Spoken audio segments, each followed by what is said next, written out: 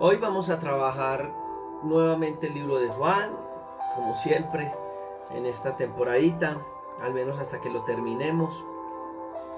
Y vamos en capítulo Juan, verso 6, ¿cierto? Estamos analizando todo el verso 6 del libro de Juan, capítulo 10, verso 6 de Juan.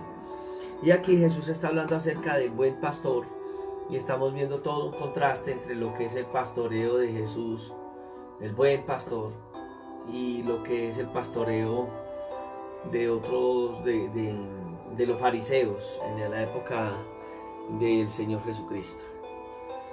Entonces decíamos que en el verso 6 decía, esta alegoría.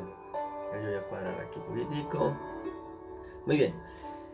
Esta alegoría les dijo Jesús, pero ellos no entendieron qué era lo que él les decía. Cuando estaba hablando acerca de él como el buen pastor. Habían cosas, recuerde que él está respondiendo, aunque le está hablando a la gente y el mensaje es para nosotros, pero una primera instancia fue la respuesta de Jesús a los fariseos de su momento.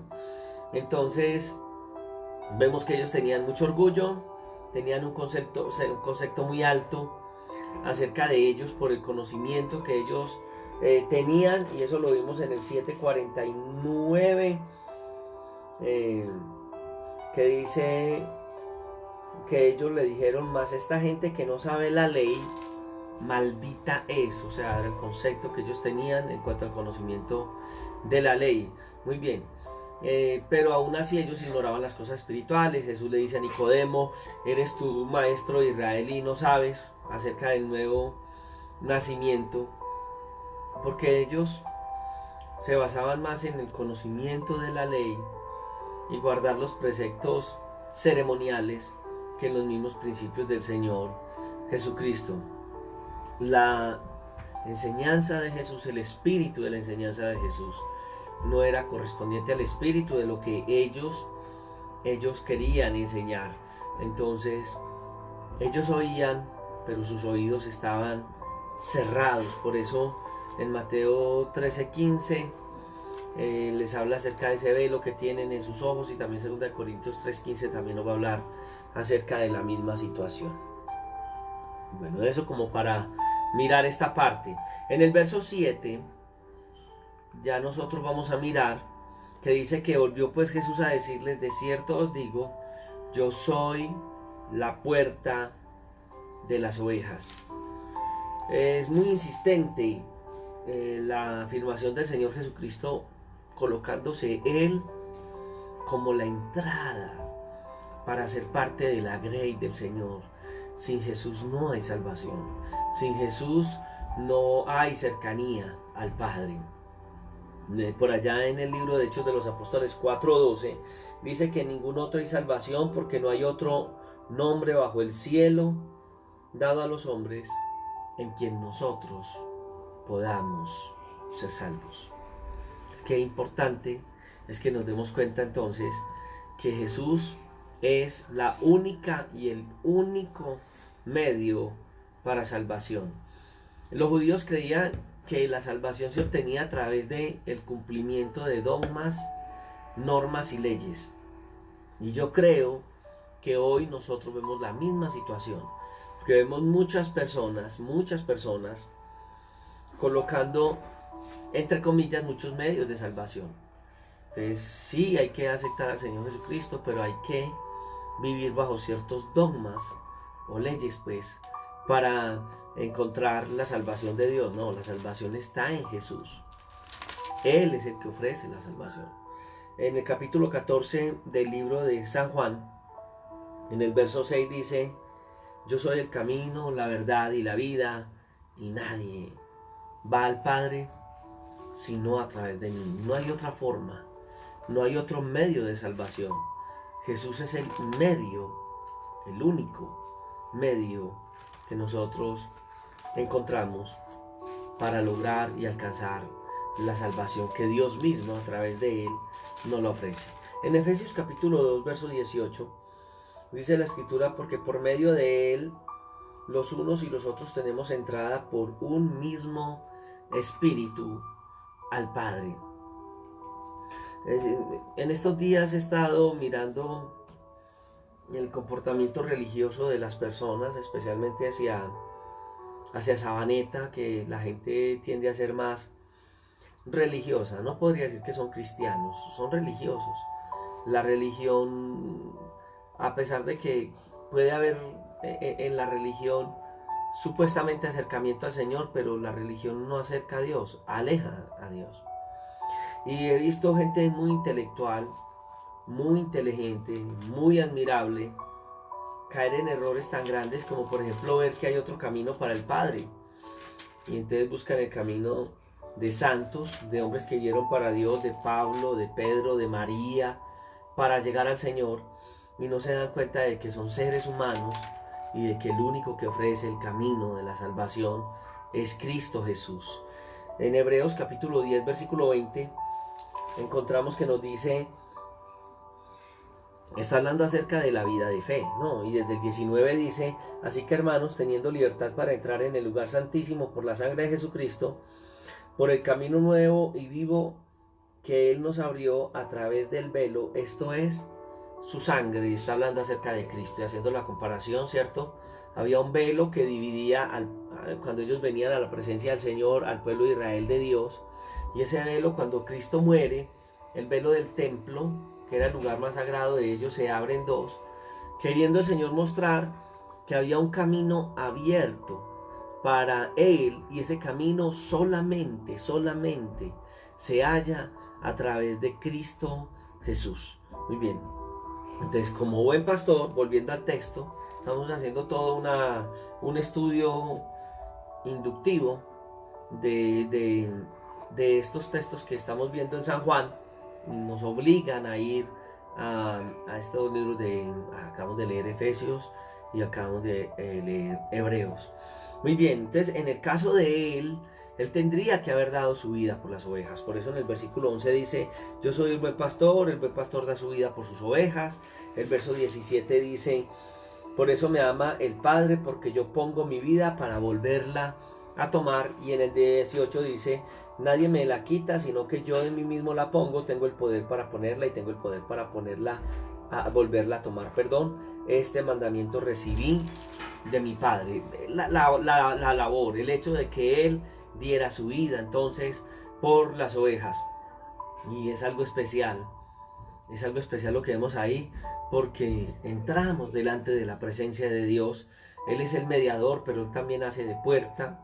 El sacrificio que Él hace permite que el pecado que nos ata y que no nos deja entrar a la presencia de Dios se quite. La puerta ya no va a estar cerrada, la puerta se va a abrir, el velo se va a romper y nosotros podemos entrar. Entonces nosotros vamos a mirar cosas que suceden alrededor del ministerio de Cristo. En el capítulo 9 del 35 al 38 vemos cómo este ciego logró no solamente mirar físicamente, sino que este ciego logra captar y entender la enseñanza que el Señor Jesús tenía para él, y que es algo, la puerta todavía sigue cerrada. Acabo de hablar de gente intelectual que yo conozco que no entienden, que debiesen conocer acerca de la salvación, conocen de muchas cosas, pero no conocen acerca de lo que es la salvación.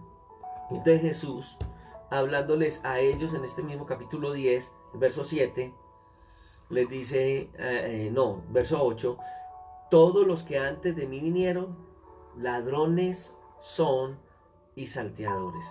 No está hablando ni de Moisés, no está hablando ni de los profetas, está hablando acerca de lo que desde el Antiguo Testamento conocemos como los falsos pastores, y nosotros hemos visto a través de los siglos desde la iglesia primitiva que han querido dar una enseñanza diferente al espíritu de la enseñanza de las sagradas escrituras. Entonces hay algo que nosotros tendríamos que observar con mucho cuidado, y es el propósito desde el Antiguo Testamento de salvación de Dios, como lo ha dado. Leíamos en la ocasión pasada Ezequiel 34, donde Dios denuncia a todos esos falsos pastores que dice la escritura que se apacentaban, por allá en el versículo 2, que se apacentaban a sí mismos.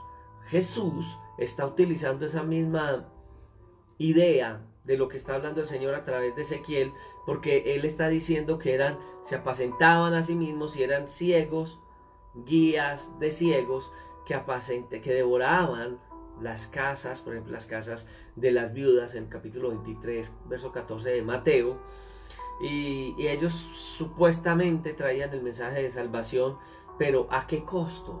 ¿A qué costo? Y es lo más tremendo, la gente para buscar de Dios están dispuestos a lo que sea. ¿Qué estarías dispuesta o dispuesto a dar por la salud física? ¿Qué estarías dispuesto o dispuesto a dar por la salud espiritual? Pues van a aparecer estos falsos sacerdotes, estos falsos maestros, estos falsos pastores, en el caso de ellos eran pastores de Israel, ahora pastores, que van a ofrecer todas estas cosas que la gente está dispuesta a recibir, pero a un costo que la gente, lastimosamente ignorando la escritura, estarían dispuestos a facilitar, ¿cierto? Y la Biblia le llama ladrones, la Biblia le llama salteadores, y es algo tremendo. Pero mire lo que él dice: todos los que antes vinieron ladrones son y salteadores, pero las ovejas no les hicieron caso. Al que es de Dios, su palabra guardará, dice la escritura, y amaremos al Señor. Entonces hay un propósito de aquel que viene como ladrón. Recuerda que ya hemos visto el concepto en la ocasión antepasada que la escritura da de ladrón, ¿cierto? El propósito de estos que vienen a hurtar, vienen a matar y vienen a destruir. Matar, hurtar y destruir. Y es lo que uno mira hoy en líderes religiosos, que su papel es matar, hurtar y destruir. Son falsos que lo que andan es hurtando, matando y destruyendo, y que están desviados de lo que las Sagradas Escrituras nos hablan, de la sana doctrina. Leíamos en 2 de Juan el verso 9, y yo quiero que lo volvamos a leer en el día de hoy también. 2 de Juan, como tiene un solo capítulo, entonces no decimos capítulo, sino que decimos verso 9, y dice: cualquiera que se extravía y no persevera en la doctrina de Cristo no tiene a Dios, y el que persevera en la doctrina de Cristo, ese sí tiene al Padre y al Hijo. ¿Por qué lo dice así? Porque si Dios es el que guía nuestra vida y nosotros estamos en las manos de Él, Él es el que nos va a guiar a esto. Si alguien es extraviado de la verdadera fe, es factible que esa persona no tenga la relación completa con el Señor. Hace algunos años, en el caso personal, y creo que esos fracasos que nosotros vivimos tienen que ser expuestos para que otros no caigan en ellos. Había pasado años en una comunidad cristiana, había estado en el Instituto Bíblico de la Misión, a la cual yo pertenecía en ese momento, y me sucede algo tremendo, porque después de todos estos años de servicio al Señor, estaba buscando, yo manejaba proyectos de rehabilitación para adictos, y estaba buscando una cobertura espiritual para el trabajo que hacíamos. Algunos rechazaban lo que nosotros hacíamos, no lo veían como un lugar donde nosotros verdaderamente servíamos a Dios. Nosotros sentíamos que pastoreábamos a adictos, hombres y mujeres, mujeres y hombres que venían de la prostitución y de la calle.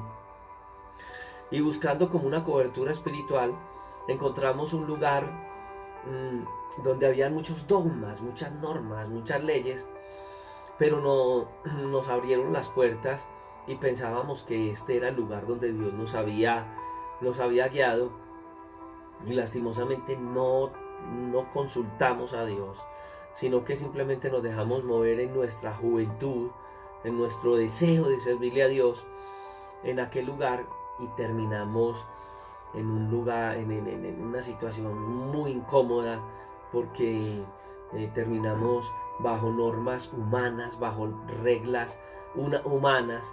Y yo sentí como a los varios años que pude analizar y decía: hombre, Dios siempre me ha guiado o me guiaba, sentía que Dios me hablaba, y he perdido como que esa brújula, se me dañó, y ya no encuentro el horizonte, estoy acá, y me sentía enfrascado y metido como en una secta religiosa, como en una religión, y yo decía, Dios mío, ¿qué es lo que nos está pasando?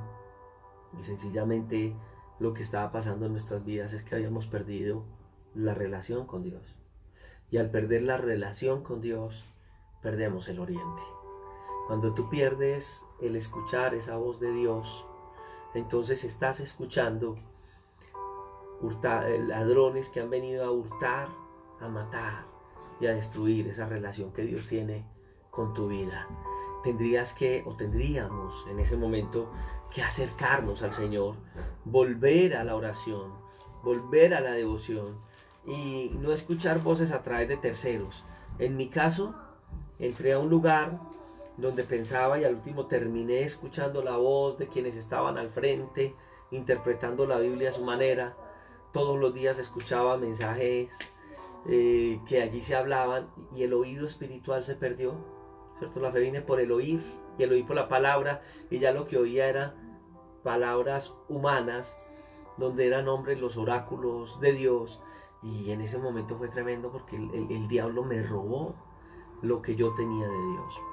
Cuando por la misericordia de Dios, yo recuerdo, yo subí un cuadro al Face, creo, y al Instagram, donde está la visión que Dios nos dio para la iglesia, palabra y renovación.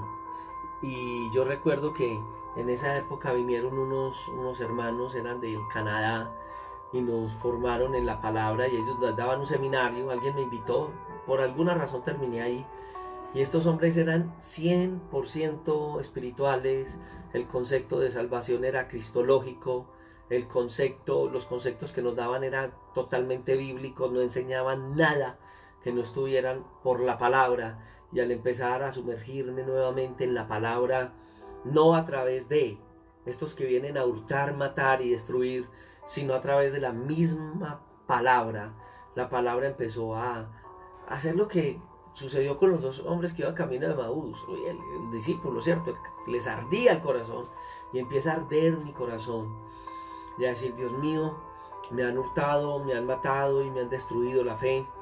Yo mismo permití, pero cuando empecé a ir a la Escritura y a dejar que la Escritura me hablara, que Dios me hablara directamente, por eso estoy tan interesado en que tú todos estos días vengas a la palabra y la estudies capítulo a capítulo, versículo a versículo, porque los fundamentos de la fe están acá.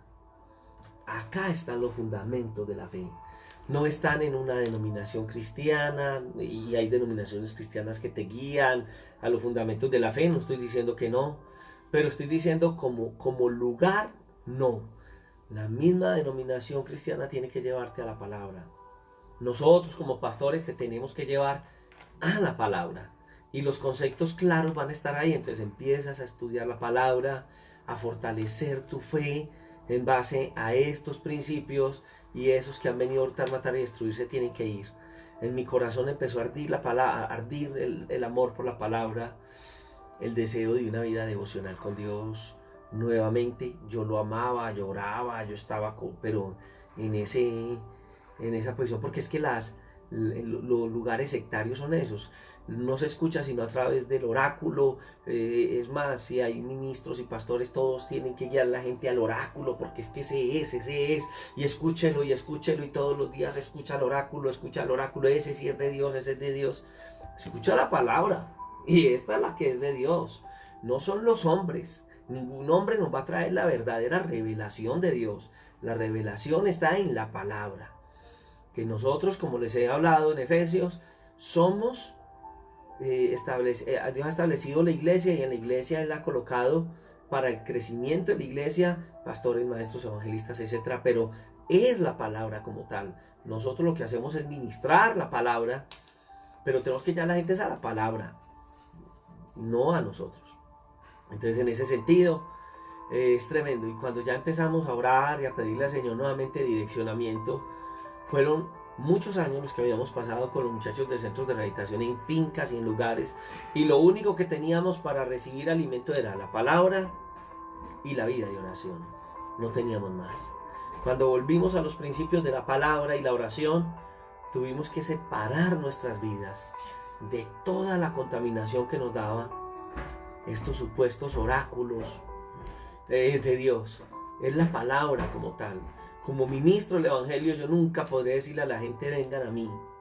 Tengo que decirles: Jesús ha dicho, vengan a mí, a Él, los que están trabajados y cansados, y Él nos hará descansar. Capítulo 23 de Mateo, versículo 15 dice, bueno, ¿te acuerdas que les conté esta semana que el Señor pronuncia 7 ayes contra los fariseos? Pues dentro de los 7 ayes que el Señor está pronunciando contra los fariseos, en el 14 está el primer aye que dice: ay de vosotros, escribas y fariseos hipócritas, porque devoráis las casas de las viudas. Pero en el 15 dice: ay de vosotros, escribas y fariseos hipócritas, porque recorréis mar y tierra para hacer un prosélito, y una vez le habéis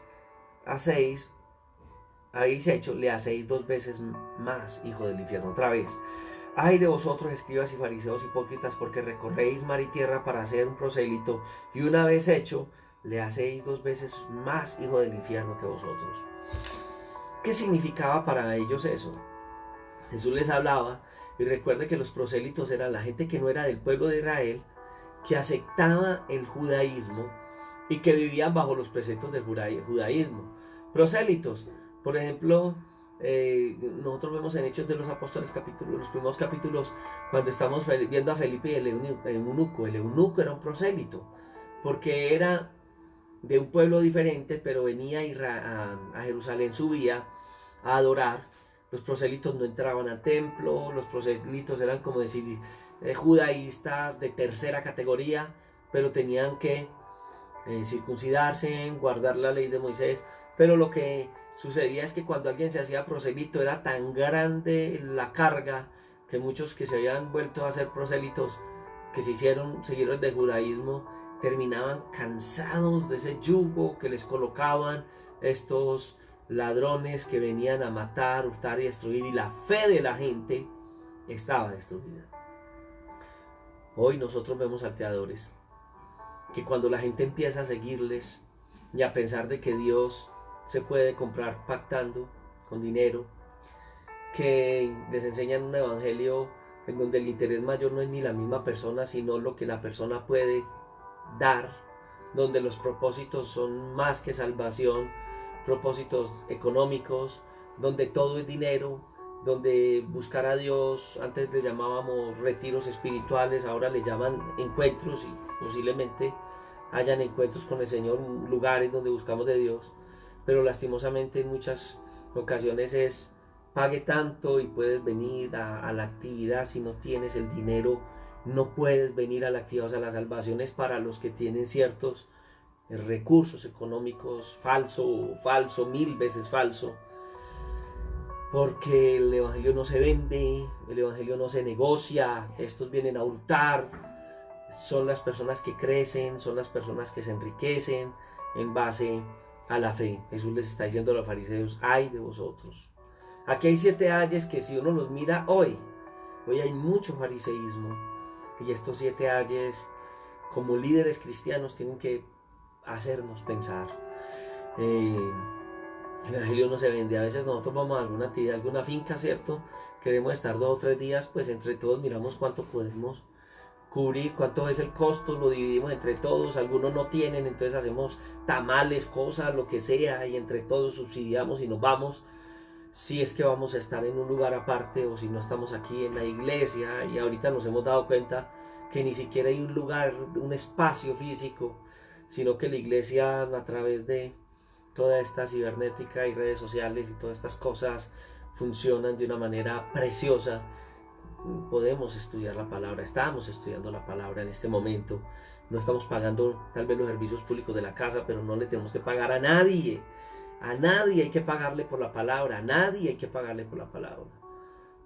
En el caso de los que servimos a Dios, Dios trata con nosotros, y hay una forma como Dios nos sostiene. Sí, hay una forma bíblica como Dios sostenía el sacerdocio, aún así, y sin embargo aún Dios nos abre puertas en estos momentos, aún en momentos de escasez, para que nosotros podamos sostener nuestros hogares, porque esa sería la forma en que nos sostiene Dios. ¿Para qué más? Enriquecer, que nada, solamente sostenernos. y para nosotros seguir predicando y llevando este mensaje en alto, sin esperar recibir nada a cambio. No podemos esperar recibir nada a cambio. La Biblia enseña que Dios es tan fiel que Dios nos provee a quienes servimos al Señor, y hay una forma bíblica de hacerlo, pero no es el interés ni es el propósito, y el ministro que entre a esta parte perdería la razón de ser. Gálatas capítulo 4, verso 8 y 9. Entonces nos va a mostrar Gálatas capítulo 4, 8 y 9, donde Pablo les habla de esos rudimentos de la religión. Recuerdan, las cartas están mostrando el entendimiento que los apóstoles tuvieron de la enseñanza cristiana y de la enseñanza de Jesús para colocarlos en práctica. Entonces en este verso 8 y 9 dice: ciertamente en otro tiempo, no conociendo a Dios, servíamos a los que por naturaleza no son dioses, mas ahora conociendo a Dios, o más bien siendo conocidos por Dios, mejor así, no le conocemos, Dios nos conoce y permite que conozcamos de Él algo. Entonces en este momento dice que siendo conocidos por Dios, ¿cómo es que os volvéis de nuevo a los débiles y pobres rudimentos a los cuales os queréis volver a esclavizar? Este texto fue dado porque los judaizantes, los fariseos, los saduceos, pero también los que se convirtieron por allá en el año 60 y algo, que se escribe el libro de Gálatas, estaban diciéndole a la gente que llegaba al Señor que tenían que vivir bajo ciertos rudimentos. Imagínense uno venir de la religión tradicional, venir de donde venimos nosotros y tener que entrar a llevar una infinidad de rudimentos, cuando entendemos que la salvación es una gracia de Dios, es dada por gracia, que el Señor es el que nos la ha dado, y lo que nosotros tenemos que aprender es a vivir bajo los principios de la fe, bajo las bases de la fe que el Señor ha colocado. Y cuando conocemos los principios de la fe y caminamos en ellos, lo único que necesitamos es caminar en base a esos principios que Dios ha colocado en la Escritura y no más. Entonces Jesús dice: yo he venido para que tengan vida, y la vida que nos da, dice, para que la tengan en abundancia. Entonces mira lo opuesto a lo que acaba de hablar. Él habla de matar, robar y destruir, matar y destruir. Y Jesús lo que está hablando aquí es que Él ha venido a dar vida. Lo opuesto a matar es dar vida. Lo opuesto a un ladrón es un pastor. Y qué hermosura entender esto, que esta gracia de Dios, esta gracia que Dios nos ha dado, es algo que tenemos que recibir, o que deberíamos querer recibir, que es algo tan especial. En el capítulo 1 de Juan veíamos en el verso 16 que dice que de su plenitud tomamos todos, y tomamos gracia sobre gracia. Qué especial Dios con nosotros. Desde la plenitud de Dios es donde nosotros nos alimentamos espiritualmente, y es una bendición muy grande. En Romanos capítulo 5, en el verso 17 dice la Escritura: pues si por la transgresión de uno solo, reinó la muerte, mucho más reinará en vida por uno solo, Jesucristo, los que reciben la abundancia de la gracia y el don de la justicia. Aquí está hablando acerca del resultado de la justificación en Romanos, y este capítulo 5 habla del primer Adán, de Adán, y que nosotros en esa naturaleza pecaminosa veníamos bajo maldición. Pero nos va a hablar del segundo Adán, Cristo, y ese segundo Adán que hemos recibido nos ha traído cosas muy especiales, ¿cierto? Entonces dice que nosotros por Jesucristo estamos recibiendo esa gracia y ese don de justicia que a través de la gracia nos ha sido entregada. Aún el versículo 20 dice: pero la ley se introdujo para que el pecado abundase, pero cuando el pecado abundó, sobreabundó la gracia de Dios. ¡Ah, qué especial! Eso es Dios. Ese es Dios para nosotros. Él nos da entonces a nosotros de su gracia. Y por qué no, miramos en 2 Corintios 8:2, y nos va a hablar de algo más, de algo más. Y dice que en grande prueba de tribulación, segunda de Corintios 8:2, que en grande prueba de tribulación la abundancia de su gozo y de su profunda pobreza abundaron en riqueza de su generosidad. Estamos hablando de cómo, aquí habla de la forma en que los hermanos de Macedonia dieron ofrendas para los hermanos de Jerusalén, y está hablando acerca de la forma en medio de las dificultades ellos pueden dar con alegría y con gozo. Lo que está hablando es la expresión de lo que está en ese momento sucediendo en sus corazones. Ve uno por la calle caminar personas, y en ocasiones uno mira personas que cargan Biblias. Entonces uno mira a las personas y mira su rostro, y algunos llevan sus Biblias, pero su rostro en un dolor, en una crisis. Inmediatamente uno mira y dice: Dios mío, es factible que esas personas que llevan una Biblia en la mano y llevan esa cara en esa situación no entienden la gracia de Dios. Y sí, uno se acerca y le dice: ¿qué más? Dios te bendiga, ¿cómo estás? ¿Cómo vas?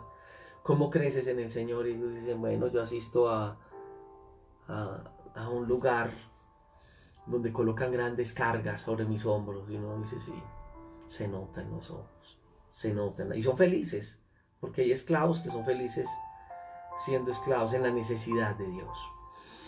Pero cuando uno mira a una persona que tiene a Cristo en el corazón, pues es que el amor de Dios, el gozo de la salvación es evidente, y en el rostro de la misma persona uno dice: aquí está sucediendo algo, esta persona está experimentando algo especial. Es el gozo de la salvación. En momentos difíciles, aquí está hablando de tribulaciones, dificultades, y dice que algo experimentaron ellos y fue el gozo de tener al Señor en el corazón. Entonces, una de las características es el gozo. El gozo no depende de si hay o no hay. No. Es factible que nosotros tengamos a veces momentos de luchas, o no las has tenido, claro. De pruebas, las has tenido. Pero en medio de las tribulaciones nos gozamos. He notado a veces en las doctrinas de error cosas que me impresionan demasiado. Imagínense, va uno por las calles y encuentra a estos testigos que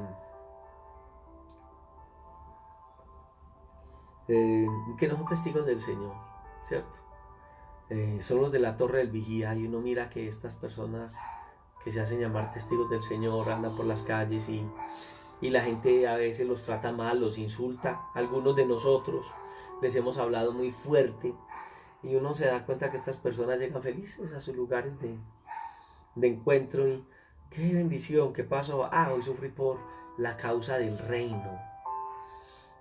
Y uno se pregunta: Dios mío, increíble que estas personas que no tienen la paz de Dios sean capaces de recibir atropellos y sentirse felices. Y a veces que tú y yo, que tenemos al Señor en el corazón, cuando llega un atropello dicen: no vuelvo a evangelizar, no vuelvo a hablar de Dios, porque lo único que esto me trae es problemas. Mal identificada la fe. Qué bendiciones cuando somos perseguidos por causa del reino. Es el principio bíblico. Entonces, la diferencia del gozo que Él nos da. El gozo que Él nos da no depende del dinero, no depende si tienes casa, carro o beca, solamente depende del grado de tenerlo a Él en tu corazón.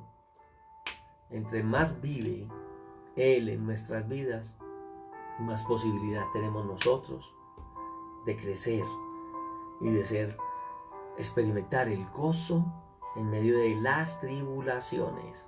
Eso es algo especial. En el capítulo 33 del libro de Jeremías, en el verso 6, dice la escritura, esta es la profecía de lo que iba a suceder con el pueblo de Israel, las promesas del reino davídico en la simiente que sería Cristo Jesús. Y dice aquí que yo les traeré sanidad y medicina, y los curaré, y les revelaré abundancia de paz y de verdad. Lo que Jesús nos trae. En el mundo tendréis aflicción, nos dice Él, pero dice: no tengan temor, yo he vencido al mundo. Entonces, el Señor, de una u otra manera, siempre nos da en forma sobreabundante de su paz y de su bendición. Nosotros podemos tener paz en Jesús, sí. En la escasez podemos tener la paz de Dios, total. En la abundancia podemos tener la paz de Dios, claro que sí. Porque la vida en Cristo Jesús no es una vida de prohibiciones. Es una vida en donde entiendo el por qué camino con Él. Y donde al caminar con Él hay cosas que voy a adoptar en mi nueva vida que son de mucha bendición para con Él. No es una vida de prohibiciones, no. Pero aún muchas cosas que tienen que ver con el pecado, el Señor las va a quitar de nuestra vida. Y la gente nos va a decir, a usted le prohíben hacer esto. Yo recuerdo cuando manejábamos el centro de rehabilitación, a uno de los muchachos llegó su familia, él había creído en el Señor y en cuestión de los 2 primeros meses no tenían visitas y en esos 2 primeros meses él entrega su vida a Jesús. Y cuando entrega su vida a Jesús, su familia viene y le traen cigarrillos. Ellos no lo habían visitado en el centro de rehabilitación nunca. Le traen cosas y él les dice, no, tráigame un radiecito, una grabadorcita, que voy a grabar muchos CDs de música cristiana para bendecir a Dios y yo ya no fumo. Y le dije, ay, pero aquí le prohíben. Y él decía, no me prohibían en la calle con puñaladas, con balazos en la cárcel, y ahora un señor acá que es un pastor me va a prohibir y yo le voy a hacer caso. No, no es el pastor, es Cristo Jesús que transformó mi vida. Y si hablan de lavarme en el cerebro, pues si alguien lavó mi cerebro fue Cristo Jesús. Lástima no haberlo conocido antes. Pero también tuve un caso de un joven. Y este joven lo recogimos de las calles, su familia no sabía de él. Y cuando ya llevaba con nosotros un año, ya era un líder, predicaba la palabra, era un muchacho, un buen muchacho. Le entró el deseo de visitar a su familia, no era de acá, él era del Valle del Cauca.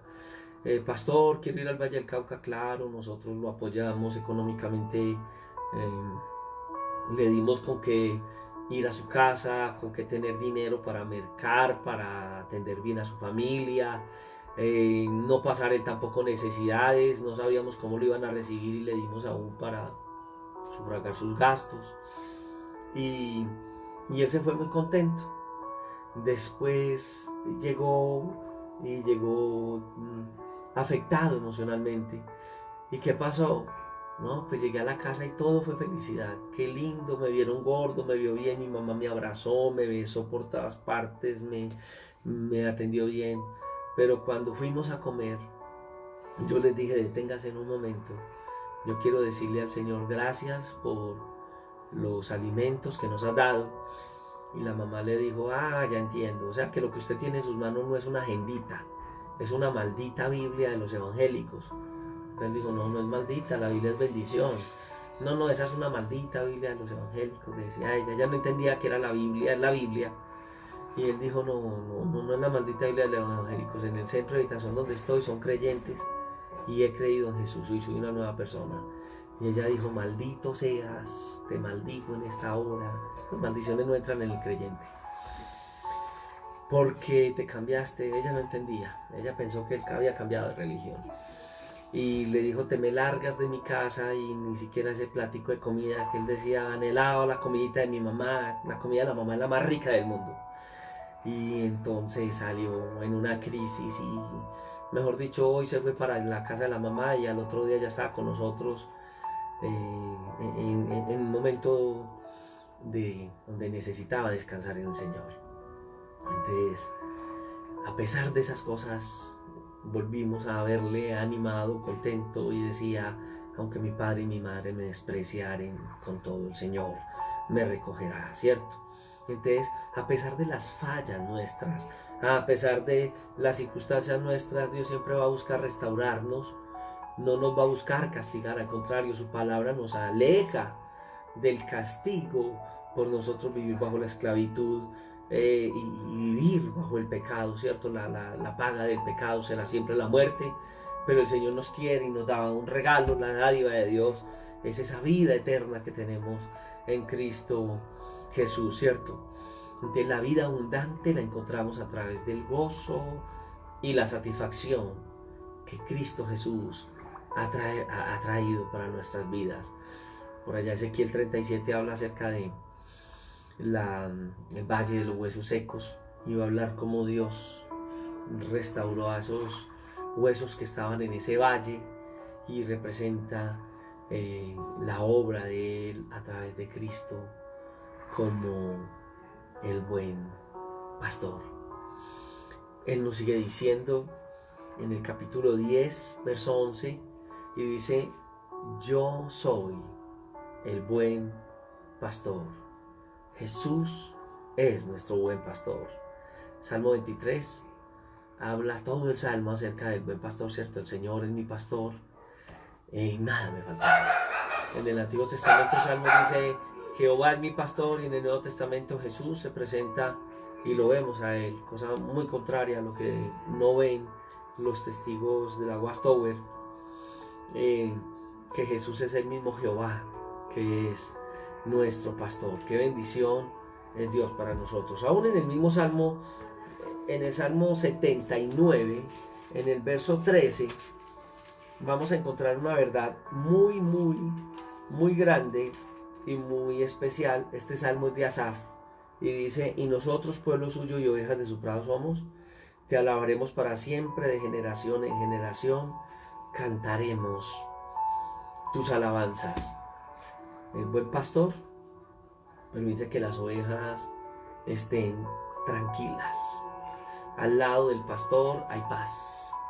Al lado del pastor hay tranquilidad.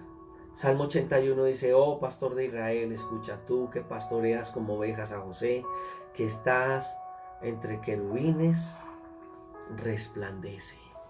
En el Salmo 95, verso 7, nos dice las Sagradas Escrituras: porque Él es nuestro Dios, nosotros el pueblo de su prado y ovejas de su mano. Ah, Dios es especial con nosotros. Hemos y tenemos la mejor parte, porque tenemos al pastor de los pastores en medio de nosotros. No es lo mismo cuando nosotros somos pastoreados por un pastor humano, que qué bendición los que hemos tenido pastor. Yo recuerdo a mí toda la vida mencionado, y creo que en estas enseñanzas he mencionado a quien fue mi pastor durante muchos años y con quien me formé, el pastor Eduardo Sánchez Buitrago, de las Asambleas de Dios. Y yo le doy gracias a Dios por haberlo conocido a él. Para mí es un buen modelo de pastor. En esos años que estuve al lado de él fue especial, crecí mucho en el Señor, aprendí de sus experiencias, la palabra que Dios colocaba en sus labios, el amor por las almas, la dedicación por sus almas. Nunca será Jesús. Jesús está por encima de Eduardo Sánchez Buitrago, pero fue un buen modelo de pastor. Qué bueno es ver a Jesús como el pastor, y que nuestros pastores humanos lo único que pueden hacer es guiarnos al pastor de los pastores. También un hombre con fallas como todos nosotros, pero su amor por el Señor era tan grande que no me dejaba verlo a él, sino que yo, cuando veía sus fallas, veía a Jesús operando en sus fallas. Yo vi a Jesús sanar a mi pastor, porque Jesús es el pastor de los pastores. Ezequiel 34:11, tan especial este texto. Lo hemos observado por pedacitos. Voy a leer hasta el 16. Dice: así ha dicho Jehová el Señor: he aquí yo mismo iré a buscar mis ovejas y las reconoceré. Qué texto tan directo acerca de, relacionándolo con Jesús, ¿no? Como reconoce su rebaño el pastor el día que está en medio de las ovejas esparcidas, así reconoceré mis ovejas y las libraré de todos los lugares en que fueron esparcidas el día del nublado y de la oscuridad. Yo las sacaré de los pueblos y las juntaré de las tierras, las traeré a su propia tierra y las apacentaré en los montes de Israel, por las riberas y en los lugares habitados del país. En buenos pastos las apacentaré y en los altos montes de Israel estará sus apriscos, allí dormirán en el buen redil y en pastos suculentos serán apacentadas sobre los montes de Israel. Yo apacentaré mis ovejas y yo les daré aprisco, dice Jehová el Señor. Yo buscaré la perdida y haré volver al redil la descarriada. Vendaré la perniquebrada y fortaleceré la débil, mas a la engordada y a la fuerte destruiré, las apacentaré con justicia. Qué especial y qué duro. Especial porque es el propósito de Dios con su pueblo. Y qué duro con aquellos que vienen a hurtar, matar y destruir a su rebaño. Ay. Él dice: yo soy el buen pastor. El término bueno viene del hebreo, que es kalos. Y kalos es algo que llama la atención por la belleza del carácter, de la entrega y del servicio. Él es el kalos hacia las ovejas. En él vemos la belleza, en él vemos el carácter de él, en él vemos también la entrega y servicio a nosotros como ovejas. Él es el kalos, él es el pastor bueno. ¡Ja! Qué cosa tan tremenda. Él es el pastor ideal, el modelo de pastor. Nosotros los pastores debemos de aprender mucho, mucho de nuestro kalos, de nuestro buen pastor. Porque el buen pastor su vida da por las ovejas. Él mismo es el que ha entregado todo por amor de nosotros.